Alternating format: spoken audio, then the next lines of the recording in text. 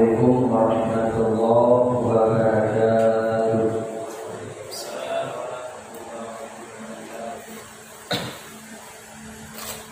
Alhamdulillahilladzi faddala bani Adam bil ilmi wal amal ala jami'il alam. Asyhadu an la ilaha illallah wahdahu la syarika lah wa asyhadu anna Muhammadan abduhu wa rasuluhu la nabiyya ba'dahu. Allahumma shalli wa sallim ala sayyidina Muhammadin sahibil busra salatan tubashshiruna biha wa ahlana wa auladana wa jami'a masyayikhina wa mu'allimina wa talabatana wa talibatina min yawmina hadha ila yawmil akhirah.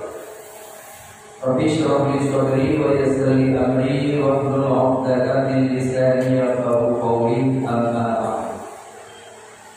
Bersyukur kita kepada Allah Subhanahu wa taala yang mana Allah pada maghrib yang mulia ini kita masih diberi kesempatan untuk hadir pada tempat yang sangat mulia ini dalam rangka sama-sama kita bermulia kepada melaksanakan sholat maghrib secara berjamaah. Kemudian Allah masih memilih kita salah seorang yang berada di salah satu taman-taman surga Allah yang ada di dunia, yang insya Allah akan menjadi wasilah bagi kita mudah berada dalam surga Allah di akhirat nanti. Salawat bersih salam sama-sama kita alamatkan kepada junjungan alam Nabi besar Muhammad sallallahu alaihi wasallam, kepada para dan sahabat-sahabat beliau sekalian, kepada para tabi'in, tabi'in, ulama mutaqaddimin, ulama mutaakhirin, sampai kepada ulama-ulama yang mu'tabar di sisi Allah Subhanahu wa taala. Yang mulia dan yang dimuliakan Allah, imam masjid yang kita cintai. Yang mulia dan yang dimuliakan Allah, para guru-guru kami yang istiqomah hadir pada tempat yang sangat mulia ini. Takdim hormat kami kepada ketua DKM masjid beserta seluruh jajaran. Istimewa penghormatan kami kepada seluruh para jamaah kaum muslimin dan muslimat yang dipilih oleh Allah Subhanahu wa taala. Insyaallah pada malam yang mulia ini kita akan membahas tentang perkara sunat bagi orang yang mengambil wudu. Karena kemarin kita kembali membahas tentang fardu wudu di dalam mazhab Imam Asy-Syafi'i. Na'udzubillahi minasyaitonir rajim. Bismillahirrahmanirrahim. Ini kami ambil di dalam kitab Bidayatul Muqtadin. Ini pembahasannya di dalam kitab Bidayatul Muqtadin pada halaman 23 pada pasal menyatakan tentang segala perkara sunat bagi orang yang mengambil wudu.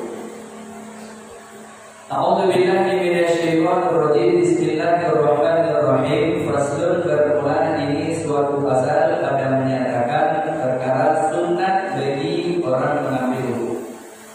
Maka adapun bermula sunat bagi orang yang mengambil wudu itu ada 28. Sunat bagi kita ini di dalam mazhab kita Imam Syafi'i ada 28 perkara yang mengambil manfaat pahala. Kalau yang keenam, yang kemarin sudah kita bahas itu fardunya. Fardu kalau tidak ada yang keenam itu wudu tidak sah. Tapi ini ya merupakan perkara sunat. Yang namanya sunat ma yusabu ala fi'li wa la yu'aqabu ala tarki. Kalau kita buat dapat pahala, kalau kita kerja dapat pahala, kalau kita tinggalkan dapat dosa. Makanya penting untuk kita pahami di saat kita mengambil wudu mana sih yang perlu dijaga, dan bila ingin kita mau mendapatkan pahala di saat kita ambil wudu maka amalkan yang sunnahnya. Karena sunat ada 28. Mana yang 28 tersebut? Al-awwalu, yang pertama,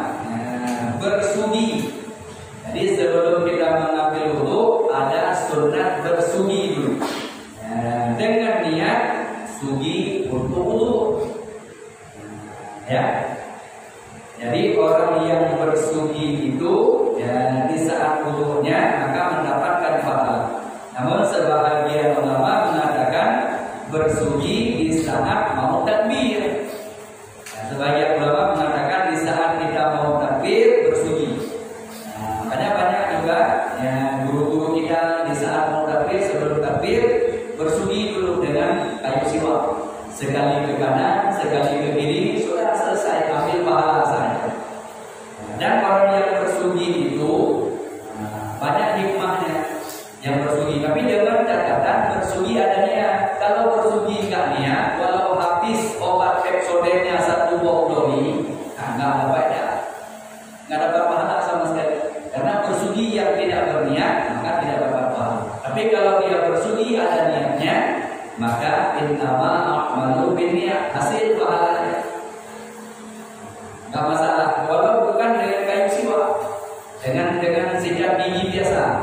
Ya, kalau kita niat bersugi ini sahaja aku bersugi sunat karena Allah Taala, atau di saat kita mau ambil wudu, maka niatnya niat untuk mau ambil wudu.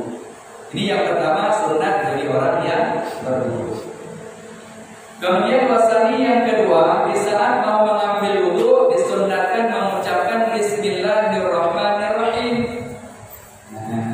Dia disunatkan membaca Bismillahirrahmanirrahim. Ya. Ini andai kata dia ambil wudu di dalam kamar mandinya, di dalam kamar mandi. Di dalam kamar mandi dia ambil wudu karena di rumah kita di Batam ini rata-rata ya ambil wudunya ya di dalam kamar mandi. Maka di saat ambil wudu di dalam kamar mandi jangan berdiri di atas kloset ya. Karena kalau berdiri di atas kloset itu disebut hammam, tempat buang air besar. Ya, tapi kalau bukan di tempat hammam, ya, berdiri di dalam kamar mandi, ya, maka baca Bismillah. Nah, itu di luar daripada hammam karena biasanya tempat hammam itu ditinggikan daripada tempat biasa. Maka kalau di atas tempat yang ditinggikan itu disebut hammam, atau disebut dengan WC bahasa kita.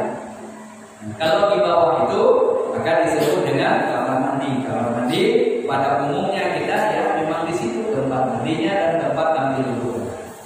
Maka sunat membaca Bismillah. Ya, Bismillahirrahmanirrahim.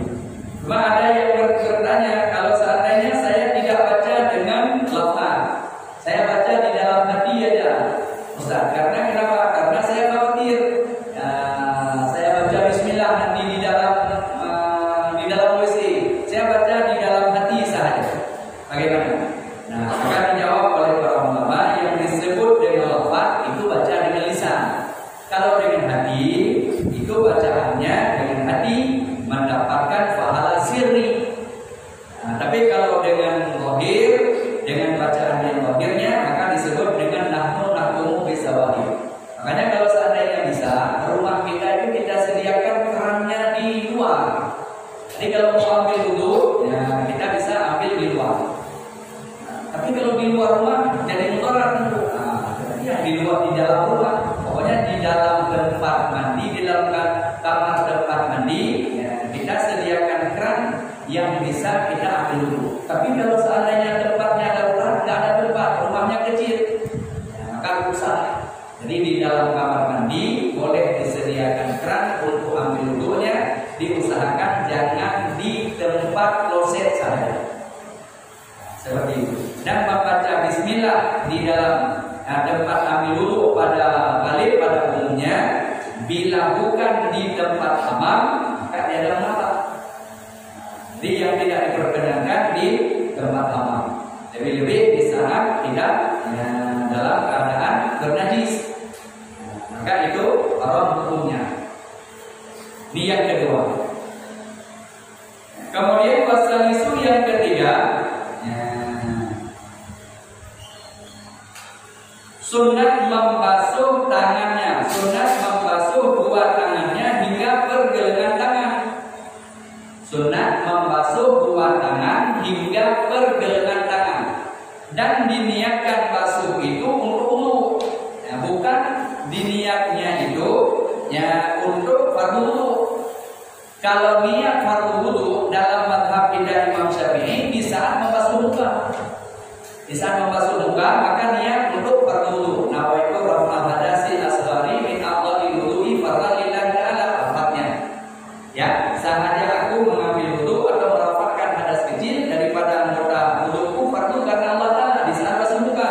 Namun di saat basuh tangan disunnahkan niat basuh tangan itu bukan basuh tangan biasa. Karena ada juga orang yang basuh tangan maka basuh tangan karena ya sudah makan roti, sudah makan nasi dan lain sebagainya. Ini niat basuh tangannya memang untuk mengambil wudu. Niatnya itu pun sunnah, bukan niat yang wajib. Tapi kalau niat di saat basuh muka itu niat fardu. Jadi harus dibilang-bilang mana niat yang fardu, mana niat yang menghasilkan pahala sunnah. Nah, ini penting untuk kita hadirkan supaya kenapa? Supaya bisa kita bilang enggak memadah dengan niat di saat basuh tangan itulah sebagai niat wudu. Itu tidak sah. Karena ada sebagian orang yang pahamnya saya sudah niat di saat basuh tangan tadi, saya sudah niat untuk berwudu. Bukan tempatnya. Niat betul tapi bukan pada tempatnya. Niat yang bukan pada tempatnya malu. Nah, niat yang disebut pada tempatnya di saat basuh muka itu wataksi namanya. Di saat kita ambil wudu, membasuh muka, disitulah tempat niat yang wajib, niat yang fardu. Nah, kalau niat di saat membasuh tangan itu namanya niat sunnah. Nah, maka hasilnya juga pahala sunnah. Kalau dengan niat itu dihitung sebagai niat wudu, maka tidak sah wudunya. Ini dalam mazhab kita Imam Syafi'i. Ya, yang kita bahas. Nah, karena kenapa? Karena bukan pada tempatnya. Ada orang yang bisa basuh muka nggak niat lagi, basuh muka, basuh badan, tapi nggak dia niat. Nah, karena dia sudah niat tadi di saat basuh dua tangannya, maka ini akan jadi masalah. Makanya perlu untuk kita pahami ilmunya, jangan sampai itu terjadi pada diri kita. Karena kalau tidak sah wudu, tidak sah sholat. Tidak sah sholat akan jadi masalah di akhirat. Nah, jadi di saat tidak sah sholat dihitung kita orang tidak sholat. Di saat kita dihitung orang tidak sholat, maka akan masalah besar bagi kita nanti di akhirat. Maka ini penting untuk kita hadirkan bagaimana caranya ya niat yang fardu. Niat yang fardu tempatnya di saat membasuh muka. Kalau niat di saat membasuh tangan itu niatnya niat sunnah. Nah, supaya kenapa? Supaya ada hasil di saat basuh tangan. Di saat basuh tangan ada hasilnya, ada pahalanya. Nah, karena membasuh tangan wudu. Karena basuh tangan juga merupakan perkara sunnah hingga pergelangan tangan. Nah, kemudian yang keempat, ya, menghadirkan niat dalam hatinya, ya itu hukumnya adalah sunnah pada tiap-tiap membasuh anggota-anggotanya, semua anggota di saat kita basuh dua tangan, hadirkan niat, ya kan? Semua anggota yang dibasuhnya maka disunahkan menghadirkan niat. Jadi yang kita kerjakan itu berarti bukan hanya sekedar basuh-basuh saja, bukan hanya sekedar ya pakai air aja, tetapi yang kita pakai semuanya itu disunahkan menghadirkan niat dalam hatinya supaya menghasilkan pahala di setiap anggota yang dibasuhnya. Ini yang keempat ya, perlu untuk dihadirkan di saat kita mengambil wudu. Kemudian yang kelima disunnahkan mengucapkan lafaz ya dengan lidahnya di saat dia menghadirkan niat, di saat menghadirkan lafaz niatnya di saat mau membasuh muka. Niat wajib, tapi menghadirkan lafaz dengan lidahnya. Ya, bagaimana lafaz yang dihadirkan? Ya. Sebagaimana yang dibahas pada lafaz niatnya. nawaitu raf'al hadasil asghari min aqdil wudu'i fardhan lillahi ta'ala. Lafaz itu menghadirkan, membacakan lafaz itu hukumnya sunnah, tapi niat di dalam hatinya adalah rukun atau sebagai fardu. Jadi lafaz sama seperti lafaz orang di saat mau takbir, usolli fardhal maghribi salasa rakaatin. Lafaz yang dibaca itu hukumnya sunnah, bukan wajib. Dan lafaz yang dibacanya itu sepakat para ulama dalam mazhab Imam Syafi'i itu hukumnya sunnah. Sepakat. Makanya bukan bid'ah. Ya, bukan sampai nanti disebut dengan bid'ah, dhalalah, masuk neraka, bukan. Itu sepakat para ulama membacakan lafaz supaya kenapa? Supaya menghadirkan hatinya. Niat wajib. Begitu pula di saat kita membasuh muka, maka sebelum membasuh mukanya menghadirkan lafaz untuk diniatkan di saat basuh mukanya. Dibaca dengan lidahnya. Ya. Bagaimana dibaca? Ya seperti yang kita bahas tadi. Nawaitu raf'al hadasil asghari min aqdil wudu'i fardhan lillahi ta'ala. Yang makna diniat dalam hatinya, sahaja aku mengangkatkan hadas kecil, merafakkan hadas kecil daripada anggota wudu fardu karena Allah Ta'ala. Ini yang kelima yang perlu dihadirkan bagi orang yang mengambil wudu. Nah, kemudian selanjutnya yang keenam, sunat bagi orang yang wudu itu, yang keenam, sesudah membasuh sesudah membasuh tangannya dan juga membasuh tangan, kemudian dia mulai sunat bagi orang yang wudu yang keenam itu berkumur-kumur, berkumur-kumur. Yang keenam, sunat bagi orang yang berwudu itu memasukkan air ke mulutnya dan berkumur-kumur. Bagi orang yang sedang berpuasa, bila sudah gelincir matahari, maka berhati-hati jangan sampai berkumur-kumurnya itu membatalkan puasanya. Maka berkumur-kumur itu hukumnya sunat bagi orang yang mengambil wudu yang keenam. Berapa kali? Itu nanti akan dibahas. Apakah sekali, apakah dua, apakah tiga, itu nanti ada perkaranya sendiri. Maka yang perlu dipahami yang keenam, berkumur-kumur. Yang keenam. Kemudian yang ketujuh, sunat bagi orang yang berwudu itu memasukkan sedikit air ke hidungnya. Yang ketujuh, memasukkan air sedikit ke hidungnya dan menghisapnya, menghisap. Jadi itu adalah merupakan perkara sunat. Di saat dia berkumur-kumur, masukkan air ke mulutnya sekaligus memasukkan sedikit airnya ke dalam hidung dan menghisapnya, menariknya. Nah, ini penting juga untuk kita pahami menghasilkan pahala sunatnya. Bagi orang yang wudu, memasukkan air ke mulut, berkumur-kumur sekalian memasukkan yang ketujuh sedikit air ke hidungnya dan menghisapnya. Dan itu satu hikmah yang luar biasa. Wa ikana, dan jika ada orang yang berwudu, rutin dia menghisapkan air di saat dia berwudu. Saat berwudu jangan bukan berwudu. Kalau bukan berwudu nanti pilek dia. Kalau bukan berwudu jangan hisap itu airnya karena akan membawa kepada penyakit.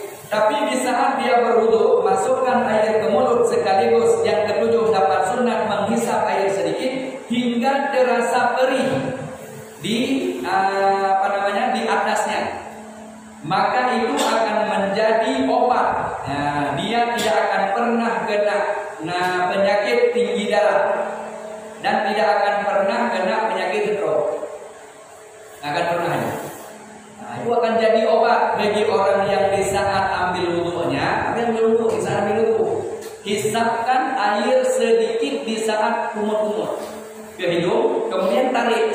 terasa perih di sini. Terasa perih sedikit di sini. Dan jangan dilakukannya di saat dia sedang puasa. Kalau sedang puasa jangan batal puasanya. Ini jangan nanti langsung sedang puasa bisa batal puasa. Ini di saat dia sedang tidak dalam keadaan berpuasa. Itu obat darah tinggi nggak akan kena. Obat ini apa namanya yang sakit sebelah lagi apa namanya? Migrain. Nah itu juga tidak akan kena itu. Bagi orang yang itu obat itu. Ada hikmahnya. Dan dia tidak akan pernah kena penyakit stroke. Makanya zaman dulu jarang kita dengar orang stroke. Cuma zaman sekarang aja ya banyak. Mungkin udah kayak sang lagi dulu di sana ambil wudunya. Sudah canggih betul sekarang. Jadi ambil wudunya pun praktis. Sekarang ambil wudu praktis. Kenapa? Karena nggak begitu paham lagi. Ya udah ambil wudu dulu. Malah kalau kita perhatikan, coba sekali-sekali hari Jumat, coba berdiri saja di saat orang ambil wudu kita tengok aja. Kalau kita tengok saudara kita yang muslim itu ambil wudunya, hampir 40% itu tak sempurna ambil wudunya. Kasihan betul kan? Ya Allah, sedih kita lihat. Kalau anak kecil wudu seperti itu biasa, nggak masalah. Secara umum anak itu masih panjang umurnya. Ini yang sudah rambutnya sudah putih. Bahkan kadang-kadang bisa kita tengok tidak kayak lagi lah. Tapi nggak paham. Di saat ambil wudunya kadang-kadang masya Allah. Di saat dibasuh tangannya, yang sering langkahnya kepada basuh tangan, nggak sampai ke sikunya. Coba diperhatikan sekali-sekali. Kenapa Tengku berani ngomong seperti ini? Karena Tengku sudah pernah Tengku berdiri di saat ambil wudu hari Jumat. Tengku berdiri di tempat salah satu masjid, itu rahasia. Boleh nggak boleh kasih tahu masjid yang mana. Pokoknya di Batam. Tengku pernah berdiri, tengok ada orang yang ambil wudunya. Ya Allah, kalau seperti ini ambil wudunya tidak sah wudu, tidak sah sholat. Tidak sah sholat, tidak terpelihara dari perbuatan keji, perbuatan munkar. Karena janji Allah, inna sholata tanha 'anil fahsya'i wal munkar. Yang sholatnya benar itu terpelihara dari perbuatan keji, perbuatan munkar. Makanya sekarang yang rajin sholat, yang rajin tulisan orang,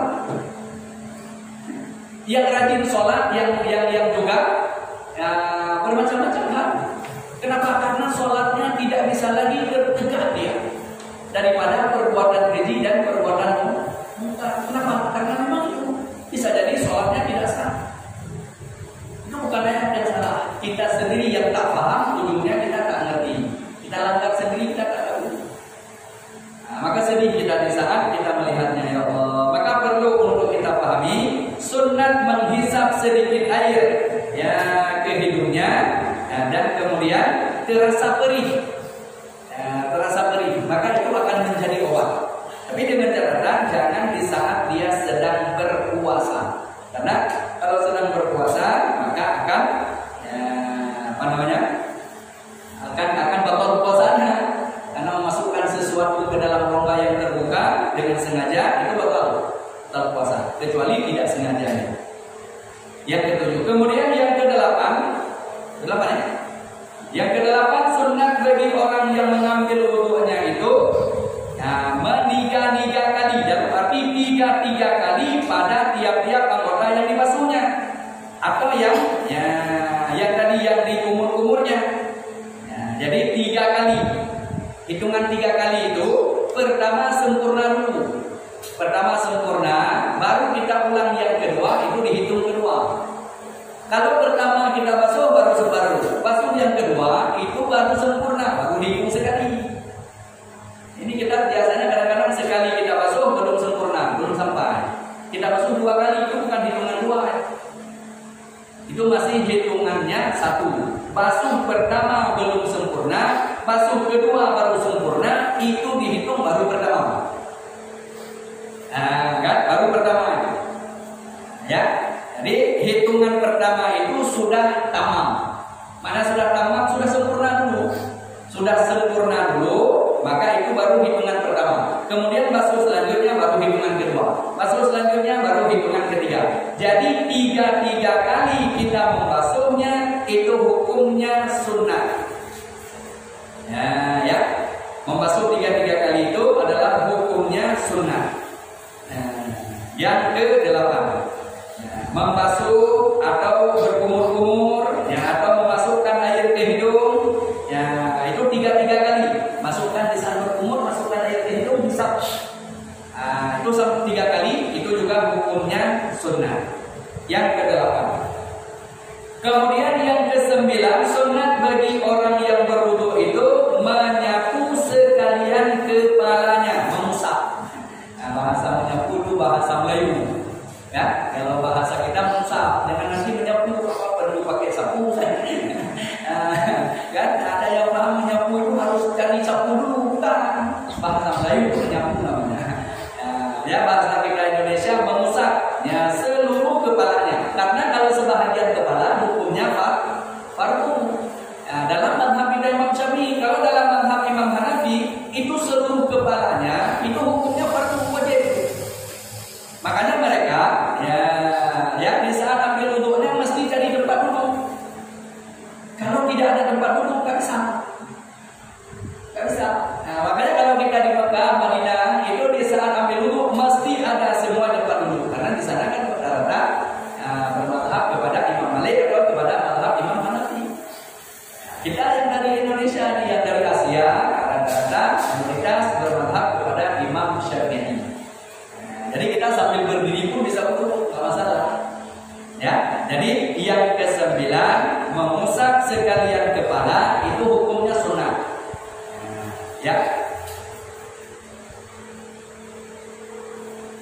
Nah, cara mengusapkannya seperti ini.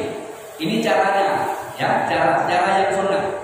Nah, ini sudah basuh tangan dulu, sudah basuhnya, kemudian letak di sini, ya, mundur ke belakang, kemudian maju ke depan. Nah, ini baru dihitung sekali.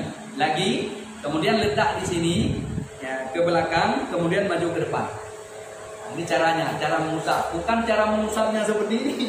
Kan? Cara mengusapnya ini ibu jarinya letak di sini, sudah basuh, sudah ada air ini sedikit, letakkan ibu jarinya di sini, kemudian usap ke belakang, kemudian majukan ke depan. Itu adalah cara yang mendapatkan pahala sunat mengusap sekalian kepalanya. Kemudian yang ke-10, sunat bagi orang yang mengambil wudu itu menyapu kedua telinganya, dengan air yang baru. Ini yang ke-10, menyapu kedua telinganya dengan air yang baru. Makna dengan air yang baru, jangan air yang turun dari kepala atau air yang tadi ini ya. Jadi harus dengan air yang baru, mengusap atau menyapu dua telinganya, luar dan dalamnya. Itu sunat menyapu kedua telinga, yang luar dan dalamnya. Dalam yaitu di dalam batas telinganya dan luarnya. Itu hukumnya sunat. Yang ke-10, sunat bagi orang yang wudu itu menyapu dua telinganya, luar dan dalamnya. Ya, ini ke-10 tadi. Kemudian yang ke-11,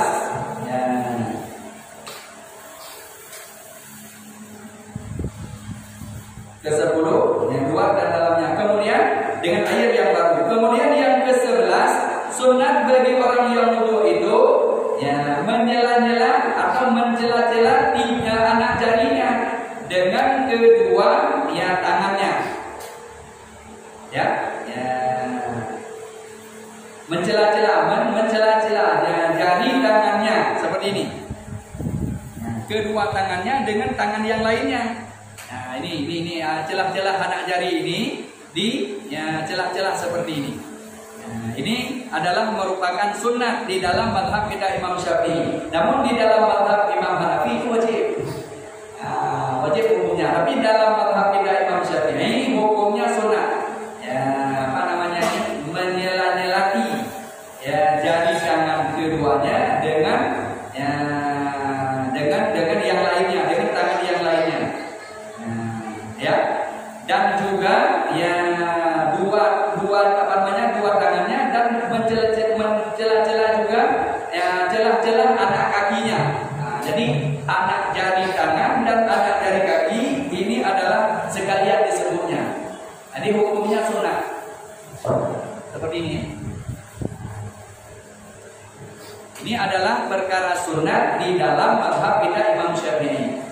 Tapi di dalam mazhab Imam Hanafi hukumnya wajib. Ya, makanya perlu untuk kita pahaminya ilmu dulu kan. Ini menyelati jari kanan keduanya dengan dan juga lagi menyelati jari kaki keduanya. Ini yang ke-11 sunat bagi orang yang mengambil wudu. Kemudian yang ke-12 membasuh segala anggota dengan berturut-turut. Artinya belum kering, belum kering. Ya basuh yang pertama sudah kita basuh yang lainnya. Ini yang ke-12. Ya, jadi mualat maknanya beriringan. Makanya sah ambil wudu kalau kita ambil wudu di rumah, kaki belum kita basuh di rumah. Kaki kita belum kita basuh di rumah, ambil wudu, kaki tak kita basuh dulu. Sampai ke masjid kita tinggal basuh kaki aja, sah wudunya. Karena itu bukan perkara wajib. Ibaratnya mualat bukan wajib. Mualat itu beriringan. Hukum beriringan berwudu itu hukumnya sunnah. Mana beriringan sesudah ini, sesudah ini langsung. Tidak ada jedanya. Ya, karena jeda antara basuh muka dengan basuh dua tangan itu hukumnya sunnah. Supaya disegerakan ambil wudunya. Jadi kalau seandainya kita basuh muka, sesudah kita basuh muka, enggak kita basuh tangan dulu. Nanti sampai ke masjid baru kita basuh tangannya. Sah enggak wudunya? Boleh. Sah wudu. Cuma kita tak dapat lagi pahala sunnah. Yang kita bahas malam ini adalah perkara sunnah, bukan perkara wajib. Nah, jadi beriringan antara basuh yang pertama dengan basuh yang kedua, beriringan. Itu yang ke-12. Membasuh segala anggotanya dengan berturut-turut. Artinya belum kering satu anggota sudah dilanjutkan dengan basuh yang lainnya. Yang ke-12. Kemudian yang ke-13, ya, mendahulukan tangan yang kanan daripada tangan yang kiri. Mendahulukan yang kanan daripada yang kiri. Baik membasuh kedua tangan, membasuh apa saja pokoknya yang di saat dia membasuhnya didahulukan yang kanan dulu, baru yang kiri. Andai kata ada yang tanya, saya basuh kiri dulu, wudunya sah enggak? Jawabannya wudu sah, tapi perkaranya makruh. Andai kata ada orang yang ngambil wudunya dibasuh tangan kiri dulu, kemudian baru tangan kanannya, ditanya sah enggak? Wudunya tetap sah, tapi perkaranya dia melakukan perkara makruh, enggak dapat pahala sunnah. Tapi kalau didahulukan tangan kanannya, maka sambil dia wudu dapat pahala sunnah. Ini adalah perkara sunnah, dahulukan tangan kanan daripada yang kiri, dahulukan yang kanan daripada yang kiri. Nah, kemudian yang ke-14, tadi yang ke-13, yang ke-14 membasuh muka, ya, membasuh muka lebih daripada hak wajibnya. Membasuh muka lebih daripada hak wajib. Basuh muka itu hukumnya wajib, fardu. Ini lebih daripada hak wajib. Mana hak wajib? Yang wajibnya atas tempat rambut, bawah dagu, kiri kanan anak kecil. Ini kita lebihkan sedikit di saat basuhnya. Malah yang wajib bahwa wajib kan? Ya, dalam kaidah. Kalau memang untuk menghasilkan wajib, maka yang sunnah itu bisa jadi nanti jadi kewajib. Karena kalau tidak sempurnanya bisa jadi itu tidak sah. Makanya di sini dibahas sunnah kita melebihkan sedikit. Kayak seperti misalnya ini kita membuat jembatan di sungai, di batas sungainya. Kalau kita membuat jembatan, yang wajib buat jembatannya sampai di mana? Batas sungai. Tapi untuk menghasilkan ini jembatan supaya tidak jebol ke dalam sungai, dilebihkan sedikit supaya sangkut di atas darat. Sini atas darat, sini atas darat. Maka ini disebut dengan malayatimul wajib, bahwa wajib. Lebihkan sedikit jadi pengikutnya wajib. Cuma di sini masih dibahas dengan perkaranya melebihkan sedikit daripada basuh mukanya, itu hukumnya sunnah. Kalau ini batasnya lebih sedikit, kalau ini di sini berarti sampai ke sinilah.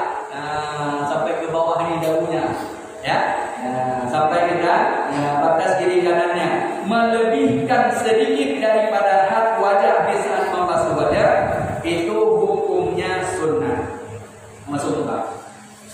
Dan juga kedua kakinya dan juga tempat-tempat fardu yang lainnya, itu yang keempat. Pokoknya yang tempat-tempat fardu dilebihkan sedikit. Basuh dua tangan hingga dua siku, lebihkan sedikit dari batas itu. Basuh wajah, basuh muka. Di saat kita basuh muka, batasnya di mana? Lebihkan sedikit daripada yang wajibnya. Itu hukumnya sunnah. Basuh dua kaki hingga mata kaki, lebihkan sedikit dari batas mata kaki. Nah, itu hukumnya sunnah. Jangan pas-pasan. Pelipur tuh kita ini. Khawatir nanti yang wajib tidak sempurna. Kayak seperti anak kecil minum tuh di sana basuh kaki, ujung kaki ada dia basuh. Ujung kaki ada dia basuh itu. Mungkinnya nggak kena air itu. Itu tidak sah wudu karena tidak sempurna. Maka lebihkan sedikit di saat membasuh yang fardunya. Yang ke-14. Kemudian yang ke-15, jangan minta tolong pada orang lain. Jangan minta tolong mencucurkan air pada orang lain kecuali karena darurat. Jangan nanti di saat kita wudu, tolong hidupkan keran, tolong bukan, tolong clean. Jangan minta tolong pada orang lain. Itu hukumnya makruh.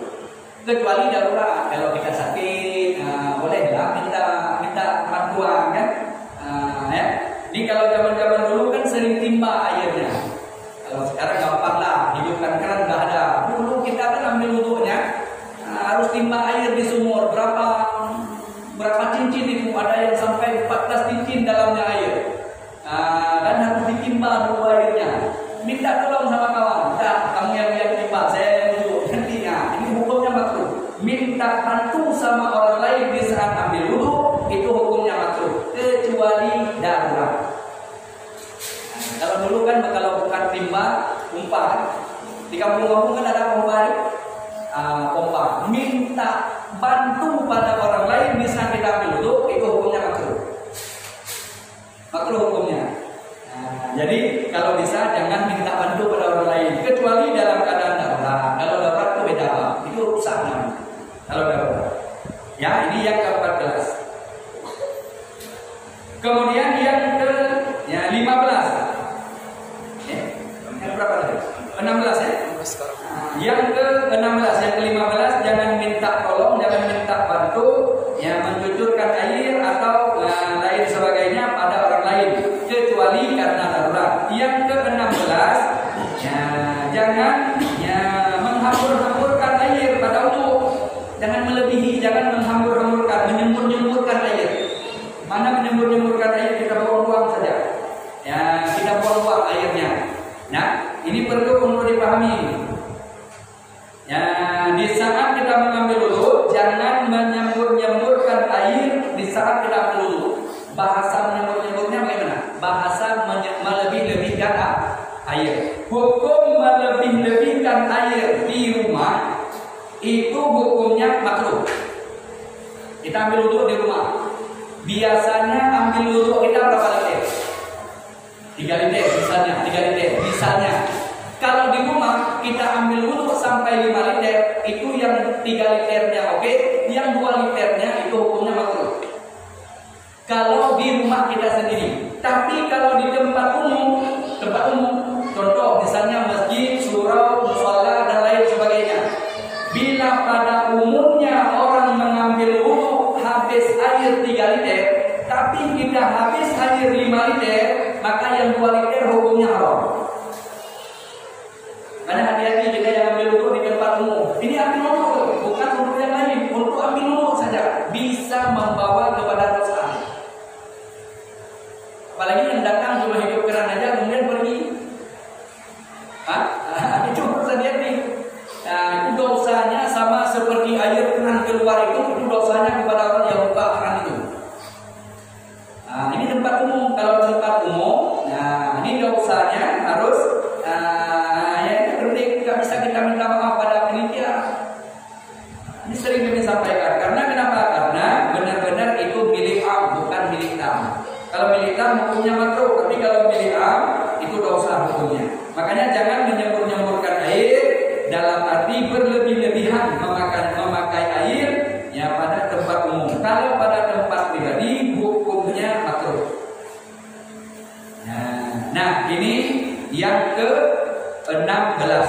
Kemudian sunat bagi orang yang berwudu itu yang ke-17, jangan disapu air wudunya daripada anggota yang dia ambil wudunya kecuali Allah.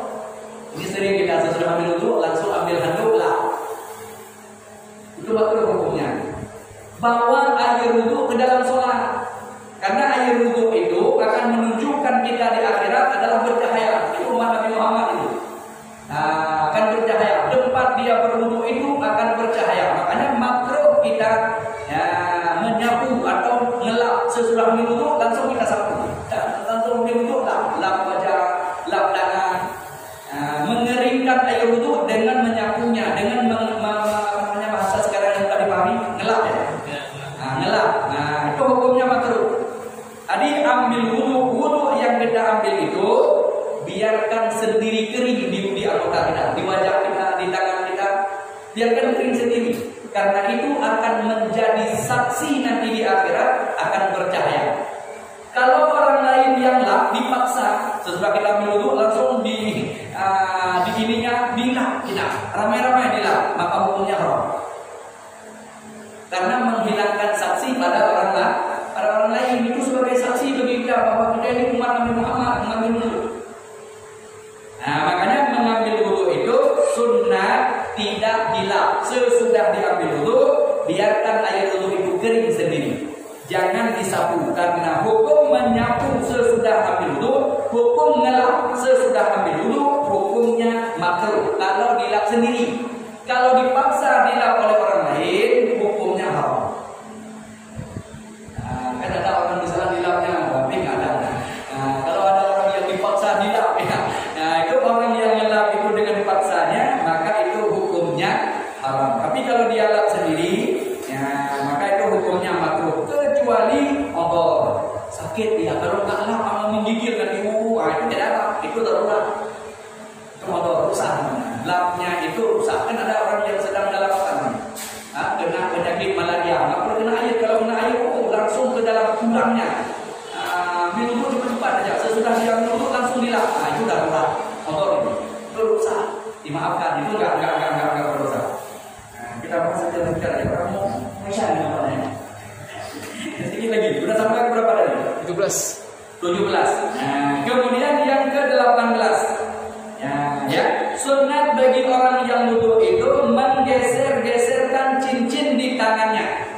Ya, jika cincinnya itu longgar, jika cincinnya ketat, maka menggesernya hukumnya wajib. Nah, ini kita punya cincin. Di saat ambil wudu, sunat menggeserkan cincin.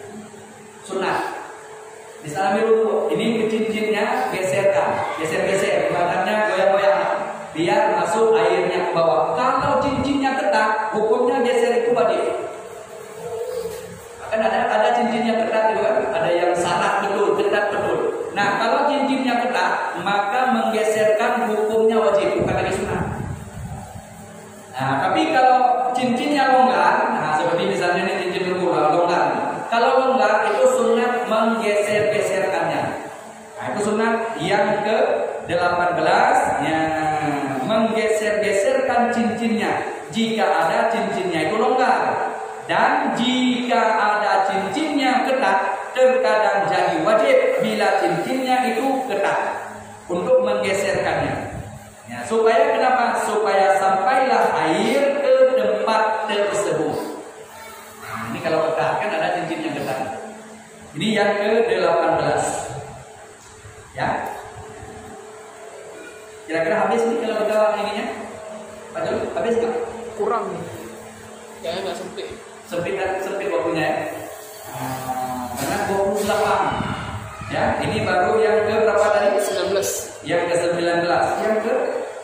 Dari 18. Dari 18. Ini yang ke-19 ya. Ke-18. Oh, di tempat ke-18 saja dulu kita berhenti. Ada pertanyaan? Nanti kita sambung kepada yang ke-19. Karena yang ke-19 ini ada ininya nanti, ada doa, ada banyak nanti yang harus dibahas lagi. Yang ke-19 mulai disambung ke-19. Ini yang ke-18 saja. Sudah? 1 menit lagi kan? Ada yang ingin bertanya? Pak Jul, ada yang ingin bertanya? Jadi tunggu. Ya. masalah apa berwudu itu kita umumnya menghabiskan takaran airnya itu berapa? Nah, pada umumnya menghabiskannya itu segantang. Itu pada umumnya segantang. Kalau segantang itu dihitung dengan takaran itu lebih kurangnya 3 liter. 3 liter. Nah, 3 liter. 3 liter itu sudah maksimum umumnya. Nah, karena segantang disebut dalam bahasa kitab segantang air. Segantang air itu kalau dihitung dengan sukatan liternya itu lebih kurang 3 liter. Lebih kurangnya 3 liter. Itu 3 liter sudah semuanya, sudah fardu, sudah sunat semuanya. Maka bila seandainya kita sudah lebih daripada 3 liter, berarti kita disebut orang menghambur-hamburkan air, membuang-buang air bahasa kita. Buang-buang air, udah buka kerannya berdiri dulu airnya keluar di situ. Itu hukumnya kalau di rumah hukumnya makruh, kalau di masjid hukumnya haram. Karena udah berapa liter dan buangnya itu kita tak pakai. Ya kan? Nah itu tempat umum, airnya nggak boleh dibuang. Masih banyak orang lain yang membutuhkan air. Nah seperti itu. Jadi ini penting untuk kita pahami. Jadi pada umum ya, maksimumnya itu 3 liternya. Karena segantang itu 3 liter lebih kurangnya seperti itu. Nah, makanya itu 3 liter sudah sempurna menurutnya. Kalau seandainya yang ambil yang fardu saja, itu kan cuma 4 yang perlu dibasuhnya. 1 botol aqua kecil aja bisa. Dan depan-depan orang kita misalnya di puncak gunung, naiknya ke Jabal Sur, ke Jabal Nur, sampai ke sana nggak ada air. Cuma bawa naik air botol aqua aja kecil. Nah, sampai di sana ambil wudunya yang fardu-fardu ya. Nah, seperti itu. Ya, atau di tempat-tempat yang dapat air lah. Ya, kira-kira jelas aja. Ya, insyaallah. Nanti ke depan kita sambung kembali pada ditanya dulu pada yang ke 19 ya. Ke 19 karena 28. Jadi kalau baru yang ke 18 berarti masih ada 10 lagi. Ya, insyaallah nanti ke depan akan kita sambung kembali dengan izin Allah. Mudah-mudahan apa yang kita bahas pada malam yang mulia ini ada manfaat khususnya kepada pribadi kami sendiri, umumnya kepada saudara-saudaraku sekalian. Terima kasih atas segala perhatian.